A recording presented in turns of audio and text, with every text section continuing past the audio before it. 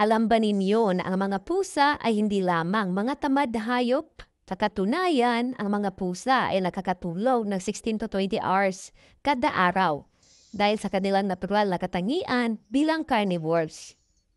Hindi din nila kayang kumagat ng malakas dahil sa kanilang mga ngipin.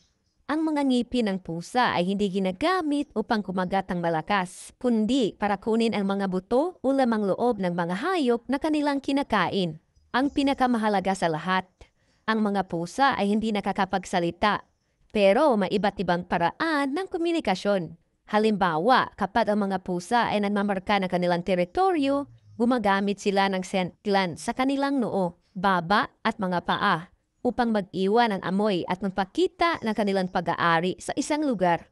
Maaari din silang magpahiwatig ng kanilang emosyon sa pamamagitan ng kanilang mga tenga, buntot at facial expressions.